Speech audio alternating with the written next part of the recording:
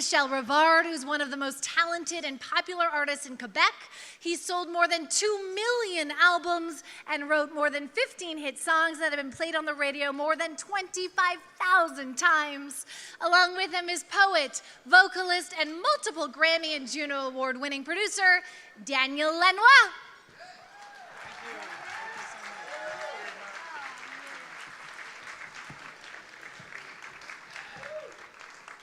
Good evening, ladies and gentlemen. My name is Michel Rivard, just like the lady said. I am a well-known Quebecois songwriter. Of course, for the rest of Canada, I am a well-kept secret. I'm here tonight as a friend to these two remarkable individuals. In the early 70s, we were part of the same movement of young Quebecois music-loving idealists. As an aspiring young actor and musician, I got to know them quite early. André Ménard, was already promoting shows in his college cafeteria. I must have played there, or maybe I just had a sandwich. It was the 70s, you know, I don't quite remember. And Alain was a long-haired hippie living in a derelict three-story building in Vieux-Montréal, which he planned to transform in a counter-cultural art center with rock shows, art galleries, rehearsal spaces. In fact, I used to rehearse there, right there, with my first band.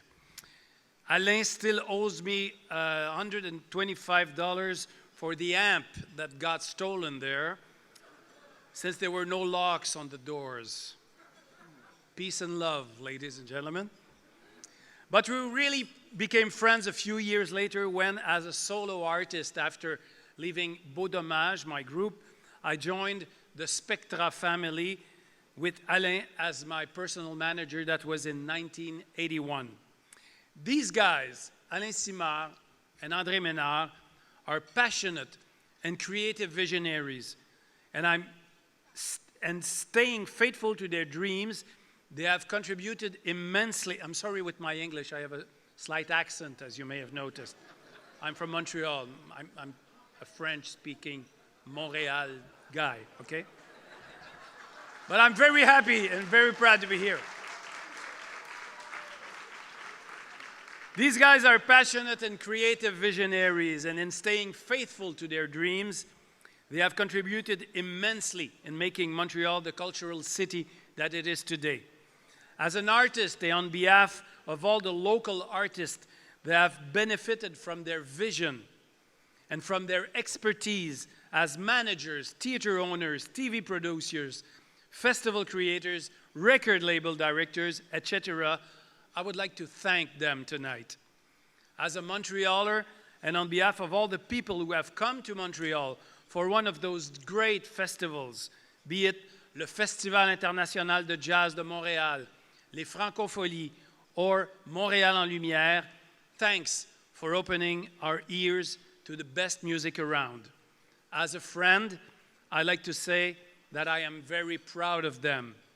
And Alain, forget about those $125. Your friendship is much more precious than that. Thank you.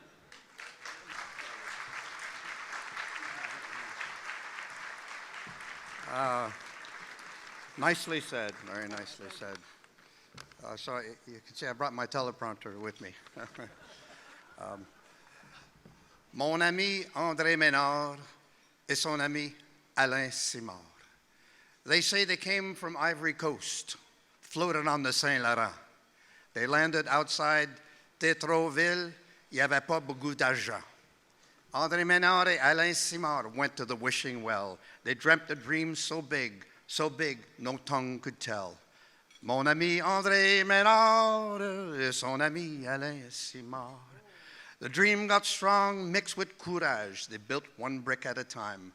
From El Casino to La Spectrum, far ahead in their design. Ménard et Simard, their vibrations were felt. From Istanbul to Thunder Bay, their love of la musique transformed Montréal, they say. Ah, mon ami André Ménard et son ami Alain Simard. It has also been said that courage is contagious, and I think the myth lives on. In the hands of Simard et Menard, courage is now in song. We thank you, André. We thank you, Alain, for a monument built so well. The stage is set. It's made of good, from jazz to rebel yell. Mon ami André Menard, son ami Alain Simard. Mon ami André Menard, son ami Alain Simard. And here we are at this night of celebration. Accolades, yes, but what of imagination? Let's celebrate what cannot be measured. The twinkle of forever young eyes. André et Alain, you are deeply treasured. Mon ami André Menard et son ami Alain Simard. Mon ami André Menard et son ami Alain Simard. Merci.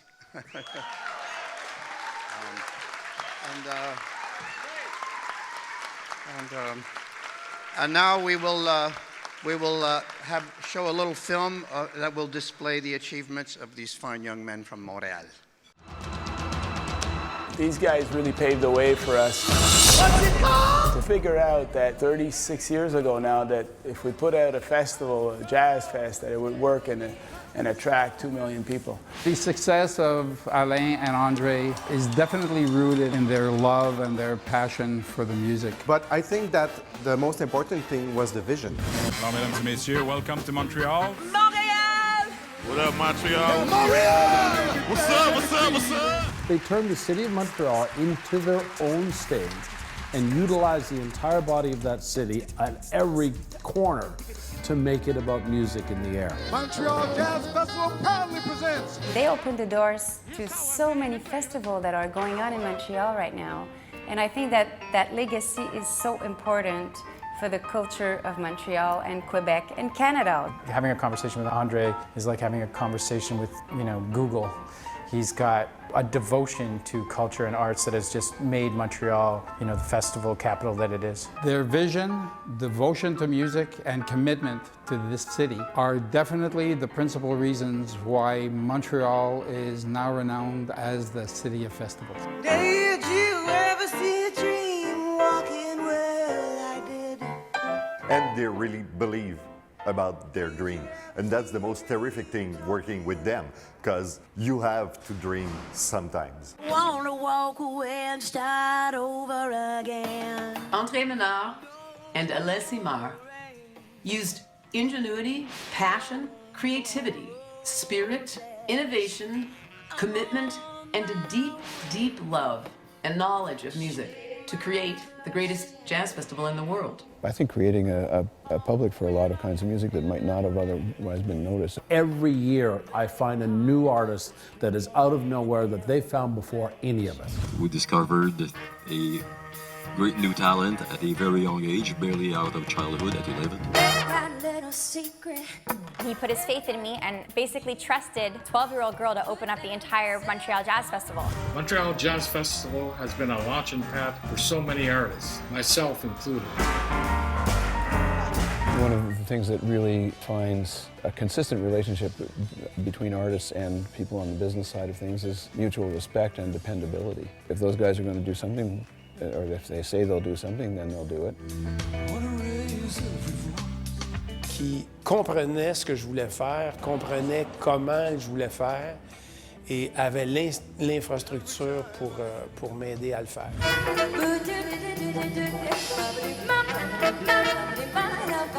I performed at many festivals around the world, luckily, and I wouldn't have been able to do it without performing here. This is the first festival I ever did. He has creative ideas about musically, creative ideas theatrically, about venues to play in. When I create a show for the Montreal Jazz Festival, André creates it with me. Je pense à l'héritage qu'ils vont laisser à Montréal, au point de vue culturel, au point de vue ouverture sur le monde et au point de vue aussi encouragement des artistes locaux. Ben pour moi, c'est énorme. I would say that Alain is perceived as a city boy. He was born and raised in Montreal. But this guy is so happy when he's in the countryside. He's an amazing gardener. He loves to fish. I think that's how he gets the stress out of his life. People think that André is all about the artistic and Alain is all about the business side of it. But it's impressive how they can switch from one to another like that. What you both have accomplished is nothing short of a miracle. André, Alain, congratulations. Congratulations, you deserve it. I love you. You have built the Montreal Jazz Festival into the world-renowned event it is today. Merci beaucoup. Thank you very, very much.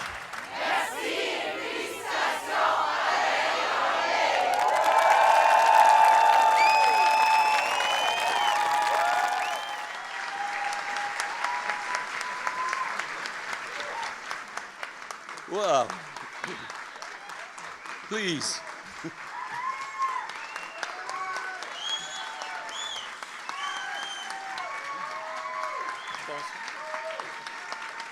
Bonsoir. Toronto. Yeah. But first, stop hurting our worldwide modesty. I'd like to thank our friends who participated in this deeply moving tribute and all of you for your prestigious honor. Hopefully, this recognition will bring more Canadians to visit Montreal this summer. Hopefully. Well, your dollar is worth the same as ours. That could be a problem. You're not real tourists. You're compatriot. Anyways, friends, music and musicians have revealed their magic in my ears and my eyes at a very early stage in life. Still, like most guys my age, I'm 62 now, the first true impact came through the Beatles and the Rolling Stones. Very quickly, though, the Guess Who, in their weekly TV show from out west, made me realize that great rock music could come from Canada. And so did Andy Kim in pop in Montreal. Speaking of the Guess Who, frankly, I'm very impressed to be in the same room as Burton Cummings. And as much as we are moved to receive this award, I think I would be as moved the day that they will get, Burton Cummings and his friends, their rightful place in the Rock and Roll Hall of Fame. About time. So, at the same time, in Quebec, Robert Charlebois was also doing the same thing in French, bringing us great rock music in our own native language, and Michel Pagliaro was doing it in both languages. Great memories. From then on, I never looked back. Music was going to be part of my life, whatever happens, be it as a huge, avid music fan or anything else that would come up. In college days, my passion for everything music transformed into almost a full-time job. Much funnier organizing movie showings or concerts than attending classes. I never got my degree in college, but then I found some good friends to take care of me. Many of the acts that I presented at the college at the time were sold to me by a hippie touring agent called Alain Simard. Little did I know that my fate was sealed very early on. Also, my main assistant then at the college in our organization was a very zealous younger guy called Serge Grimaud. We used to share big notions about our future. He's here tonight and I want to salute him. Brother, I can't begin to describe how much fun we had through our learning process. After all those years, I obviously still had many dreams, and many of them came to reality through the chance I had to become partner with Alain and Denise McCann in late 1976. We were promoting hundreds of concerts every year all over the province of Quebec, and sometimes we would even venture in Ottawa or even Sudbury. Anyways. We also ran our first concert club back then, the El Casino on St. Catherine Street. This eventually led to the opening of the Spectrum in 1982. Quickly recognized as one of Canada's best music halls for all its 25 years of existence, I was operating the place for our company. That very privileged point of view allowed me to witness night after night classic performances and the very evolution of the music scene. The list of artists who played there reads like a who's who of Québécois, Canadian, and international talent. Holding the record for the greatest number of performances there is Michel Rivard. Thanks, Michel. But also from B.B. King to Astor Piazzolla, Metallica, Blue Rodeo, Katie Lang, obviously Celine Dion, Philip Glass, King Crimson, Weezer, R.E.M., J.J. Cale, Peter Gabriel, no doubt, The Police, and our friend Daniel Lanois, many, many times. Thanks, Daniel. plus the cream of Quebec music. It's been a rich and unforgettable quarter of a century for all the music fans in Montreal, and especially for me. In the meantime, the Festival International de Jazz de Montréal had taken flight big time, and I became its official artistic director after a few years. There I had the opportunity to put my endless thirst for musical discovery or consumption to good use. Programming also the likes of Dave Brubeck, Miles Davis, Kay Jarrett, Prince, Ella Fitzgerald, Antonio Carlos Jobim, John McLaughlin, Pat Metheny, Wynton Marsalis, Holly Cole, Aretha Franklin, Paco de Lucia, Tony Bennett, Ray Charles, Leonard Cohen, Oscar Peterson, and so on, and also Oliver Jones, our great friend who you saw in the video tonight. Of all the artists to whom we gave a good push in the first place, I'm very, very proud to have given Diana Krall the initial week-long engagement at our edition in 1994 that made her signal her arrival in the major leagues. Of course, her great artistry made all the difference in the world, but for her, to this day, she still credits us for the moment everything began to happen for her, and we're very proud we did so. Let's say that she returned the favor many times, being featured in our main closing concert, open air free, in front of 100,000 people in 2014 at the 35th Jazz Festival. Michael Bublé benefited also from the same initial treatment 10 years after Diana, and the rest, obviously, is history. One of the great adventures where I've been involved also deeply is from the moment we bought the Metropolis Concert Hall in 1997. The first 10 years, I managed the place concurrently with the Spectrum, then till this year. Ranked year in, year out as the top 10 venue of its kind, large club in the world, the renaissance of the oldest standing theater in our city has been spectacular. It now sits at the very center of Quartier des Spectacles, a huge project of urban redefinition that the city of Montreal has undertaken 7 years ago after a very long planning stage. I take great pride also in having been the initial spark in discussions between the Spectrum and Place des Arts in 1987 to create a new environment for our concert halls. But as much as I gave this subjecting, that spark, its early conceptor and planner has been my partner Alain Simard, who, through all the 90s, has pushed his own semi-professional architectural designs until the city adopted them. Friends, a man of many talent and unlimited imagination, my business partner and friend for 40 years, Alain Simard. Alain Simard. Thank you, André. Thank you, Michel. Thank you, Daniel. In the mid 70s, when I had this dream of creating a jazz festival in Montreal, I was interviewed on television, and he asked, why in Montreal? Everybody knows it will never work. I told him that jazz was perfect for Montreal because it was now, it had no language because at the time it was mostly instrumental. And it was a universal language that was, well, it was born from Afro-American culture, but it was adopted and adapted by musicians from all over the world. It was at the time boiling over with fusions of musics from everywhere and all rhythms and all kinds of music. So, and I saw Montreal also being, at the crossroad of Europe and North America. It could be the perfect port of entry of all those musicians and musical influences of world music in America. I was dreaming, but it worked. So what I'm the most proud of is to have created festivals, special events that present hundreds of free concerts. It's a unique formula in Montreal. Yes, it brought $2 billion of new revenues in tourism in Canada, but what's important, it brought thousands of incredible musicians to be discovered by millions of music lovers from all ages, all cultures, and all social or economic conditions. Students that had no money could discover really the best musician in the world, and that made our festivals the tool, for the artists, but the industry too. what I'm the most proud of really is Les Francopholies. Les Francopholies de Montréal is the biggest French song music festival in the world. It attracts over 1.3 million visitors.